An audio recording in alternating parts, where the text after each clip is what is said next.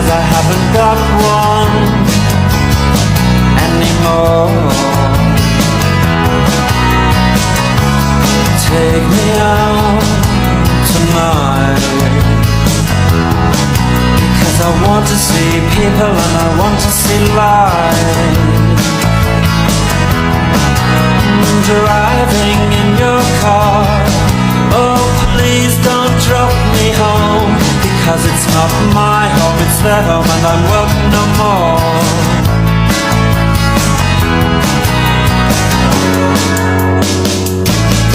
And if a double-decker bus crashes into... Halo, kami dari kelompok 5, kami akan membahas statistika mengenai bab 10 dan 11, yaitu analisis, regresi, dan kolerasi linear berganda, dan angka indeks. happy watching! Baiklah teman-teman, seperti yang dapat dilihat di layar, telah kami tampilkan tabel. Jadi tabelnya telah kami siapkan sebelumnya agar dapat mempersingkat waktu. Nah, Y, X1, dan X2 telah kami dapatkan dari soal, dan untuk totalnya kami dapatkan dengan rumus sama dengan sum, lalu B2 sampai B6 di blok, dan akan mendapatkan hasil yaitu 32. Nah, untuk mendapatkan total dari X1 dan X2, kita hanya perlu menariknya sampai ke X2. Nah, untuk rata-ratanya, kita hanya perlu memasukkan rumus yaitu sama dengan average, lalu blok lagi B2 sampai B6-nya, dan kita hanya perlu menariknya ke kanan, teman-teman, sampai ke kolom X2. Nah, yang selanjutnya adalah cara mendapatkan Y kecil. Y kecil didapatkan dari sama dengan, lalu ngeblok lagi B2 sampai B6-nya, dan dikurang dengan B8, yaitu rata-ratanya. Sehingga hasil yang kita dapatkan telah kami tampilkan di layar ya, teman-teman.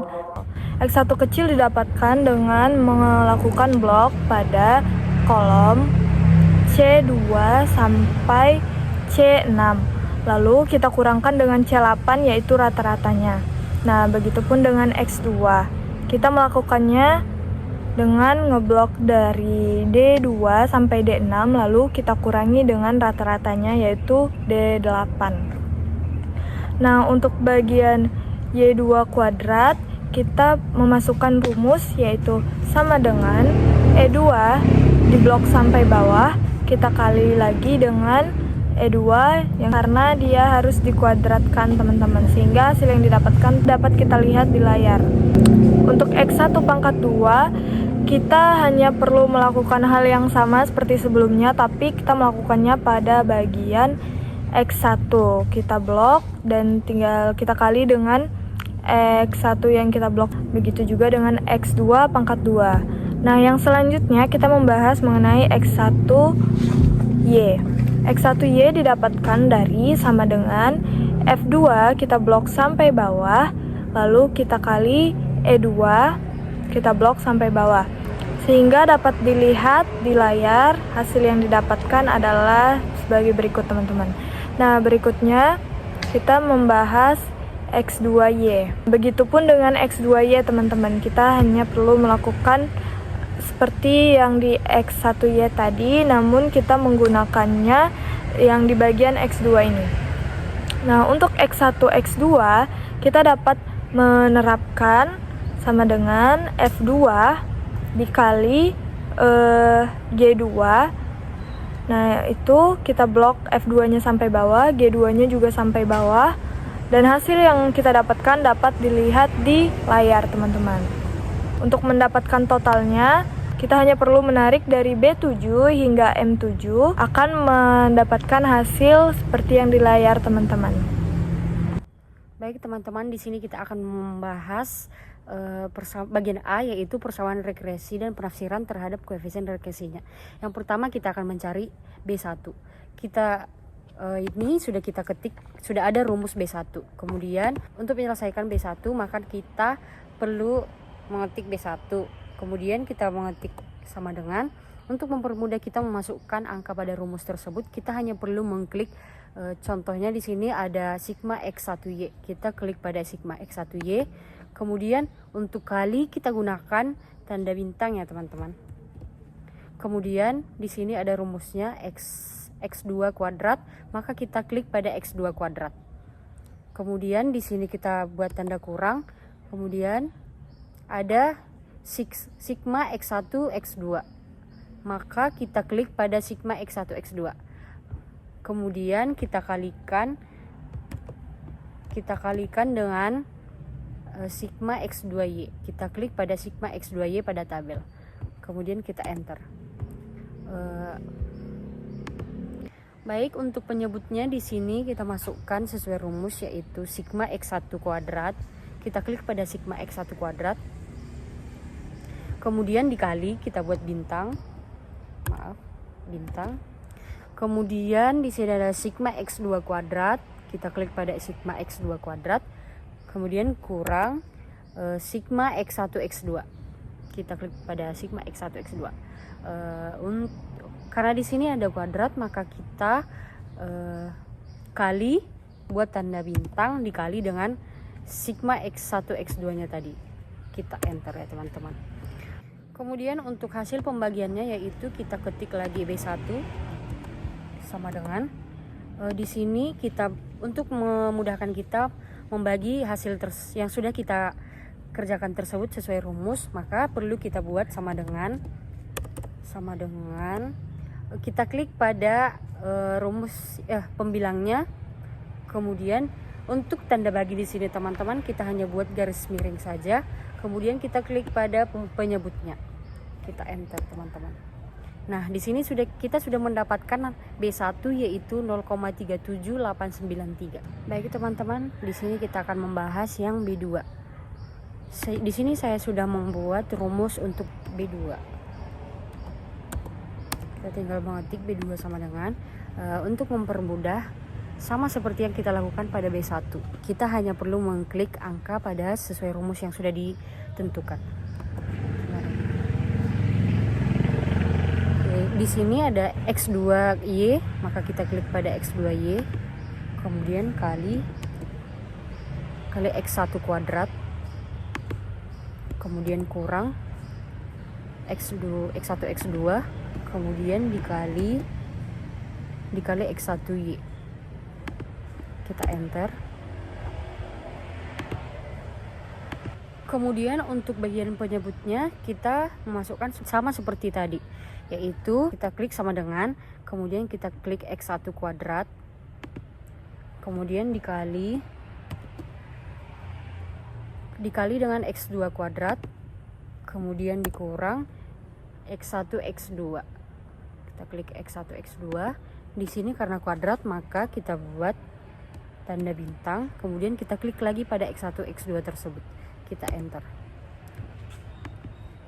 Kemudian untuk hasil dari pembagian tersebut, maka kita ketik B2 sama seperti tadi. Kemudian di sini kita buat sama dengan, kita klik pada bagian pembilang, dan untuk pembaginya kita buat garis miring, kemudian klik pada penyebutnya. Kita enter teman-teman. Nah, di sini kita sudah mendapatkan hasil B2, yaitu 0,27179. Baik teman-teman, di sini kita akan mengerjakan yang bagian A, yaitu di sini saya sudah membuat rumus untuk A. Untuk mempermudah, sama seperti bagian B1 dan B2 itu, kita hanya mengklik pada angka yang sudah kita dapatkan pada tabel tersebut. Di sini A1 sama dengan, kita klik sama dengan. Kemudian di sini ada Y bar, maka kita klik pada Y bar. Kurang B1. Di sini B1 teman-teman 0,3783, maka kita klik pada ini. Kemudian kita kali, kita buat tanda bintang teman-teman. Kemudian di sini ada X1 bar. X1 bar. Kemudian dikurang B2. B2 itu yaitu di sini ada 0,27179. Kita klik, kemudian dikali, kita buat tanda bintang, kali X2 bar. X2 bar, kita klik pada X2 bar. Kemudian kita enter ya teman-teman.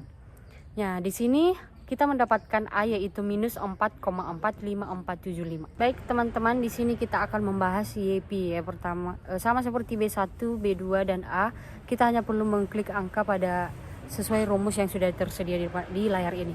Yang pertama kita buat sama dengan, kemudian kita klik pada A, karena pada rumus diminta hasil dari A. Kita klik A, sama dengan klik A, sama dengan kita klik A, klik A, kemudian tambah dengan B1, kita klik B1, kemudian dikali dengan X1, kita klik X1, kemudian ditambah dengan B2, kita klik B2, kemudian dikali dengan X2, kita klik X2, kemudian kita enter. Maka kita mendapatkan dari YP sama dengan 6,4. Jadi teman-teman, kita mendapatkan B1 itu 0,37893, B2 0,27179, A minus 4,45475, kemudian YP sama dengan minus 4,45475 tambah 0,37893 X1 ditambah 0,27179 B2. Baiklah, setelah mengetahui persamaan regresi dan penafsirannya terhadap koefisien regresi, selanjutnya kita akan membahas bagian B, yaitu kesalahan standar perkiraan dan penafsirannya. Nah, yang pertama, SYX sama dengan akar dari sigma Y pangkat 2 dikurang B1 sigma YX1 dikurang B2 sigma YX2 per N dikurang 3. Sehingga hasil yang didapatkan adalah akar dari 34,28 dikurang 0,37 dikali 50,9 dikurang 0,27 dikali 21,1 per 5 dikurang 3. Sehingga hasil yang kita dapatkan adalah akar dari 4,875 sama dengan 2,20. Selanjutnya kita akan membahas SA. SA sama dengan akar dari 1 per N ditambah X1 pangkat 2 sigma X2 pangkat 2 ditambah X2 pangkat 2 dikali sigma X1 pangkat 2 dikurang 2 dikali X1 bar dikali X2 bar dikali sigma X1 X2 per sigma X1 pangkat 2 dikali sigma X2 pangkat 2 dikurang sigma X1 X2 pangkat 2 dikali SYX pangkat 2. Lalu angka-angka yang telah kita dapatkan kita konversi ke dalam rumus, maka hasil yang kita dapatkan adalah akar dari 1 per 3 ditambah 117.912,08 per 23.596,6 dikali 4,84. Sehingga hasil akhirnya adalah sama dengan akar dari 25,1196 sama dengan 5,011.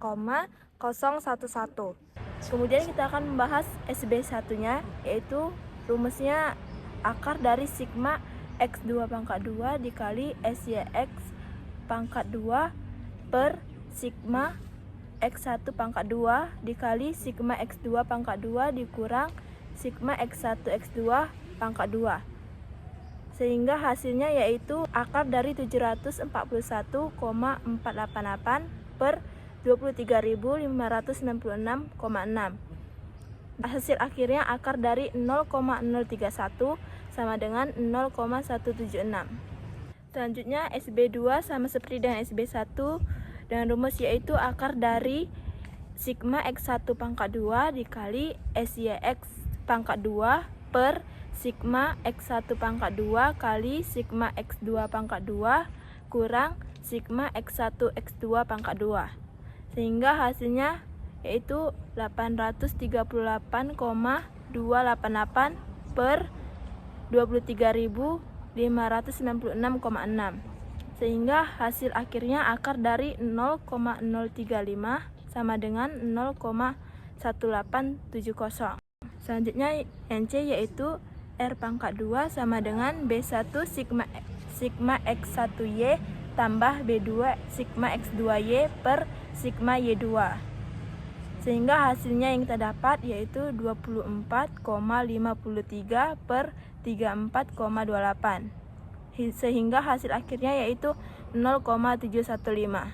Nah, untuk R-nya yaitu kita tinggal mengakarkan R dari yang kita cari tadi, yaitu akar dari 0,715 sama dengan 0,845.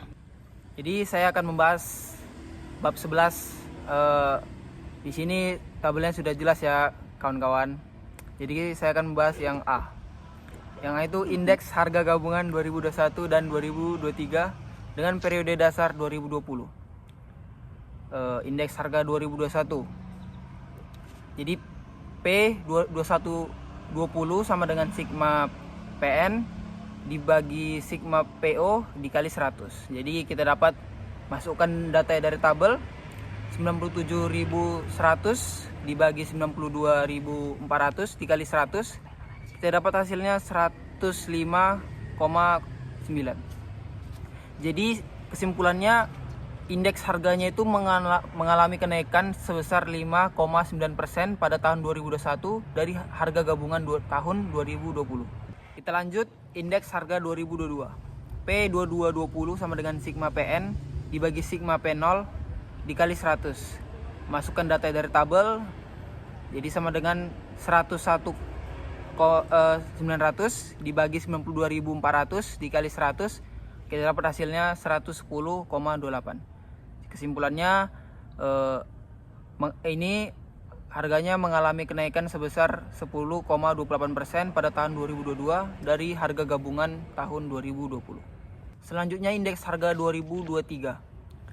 P2320 sama dengan sigma PN dibagi sigma P0 dikali 100.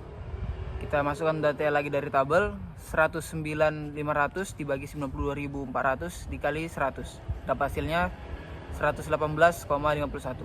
Kesimpulannya, harganya mengalami kenaikan sebesar 18,51% pada tahun 2023 dari harga gabungan 2020. Kemudian yang bagian B, indeks harga relatif cabai tahun 2023 dengan periode dasar 2020, 2021, 2022. Yang pertama, indeks harga relatif cabai tahun 2023 periode dasar tahun 2020. P 23,20 sama dengan PN per P0 kali 100, hasilnya 45.000 per 39.500 kali 100, hasilnya 113,92. Cabai mengalami kenaikan sebesar 13,92% pada tahun 2023 dari harga di tahun 2020. Yang kedua, indeks harga relatif cabai tahun 2023 periode dasar tahun 2021. P 23,21 sama dengan PN per P0 kali 100, hasilnya 45.000 per 40.000 kali 100, hasilnya 112,50. Cabai mengalami kenaikan sebesar 12,50% pada tahun 2023 dari harga di tahun 2021. Yang ketiga, indeks harga relatif cabai tahun 2023 periode dasar tahun 2022. P 23,22 sama dengan PN per P0 kali 100, hasilnya 45.000 per 42.000 kali 100, hasilnya 107,14. Cabai mengalami kenaikan sebesar 7,14% pada tahun 2023 dari harga di tahun 2022. Setelah membahas angka indeks relatif, selanjutnya kita akan membahas angka indeks berantai. Jadi ini ada P2120 sama dengan 97.100 dibagi 92.400 dikali 100, hasilnya 105,8. Kesimpulannya, melalui hitungan indeks berantai tadi, harga kebutuhan pokok tahun 2021 naik sebesar 5,8% dari tahun 2020. Selanjutnya kita ada ini P2221 sama dengan 101.900 dibagi 97.100 dikali 100, hasilnya 104,94. Kesimpulannya, melalui hitungan indeks berantai tadi, harga kebutuhan pokok tahun 2022 naik sebesar 4,94% dari tahun 2021. Selanjutnya ada tahun 2023. P23,20 sama dengan 109.500 dibagi 101.900 dikali 100 hasilnya 107,46. Melalui hitungan indeks berantai tadi, harga kebutuhan pokok tahun 2023 naik sebesar 7,46% dari tahun 2022. Terima kasih. Sekian pembahasan dari kelompok kami. Kami mengucapkan terima kasih telah menonton. Audio Jungle.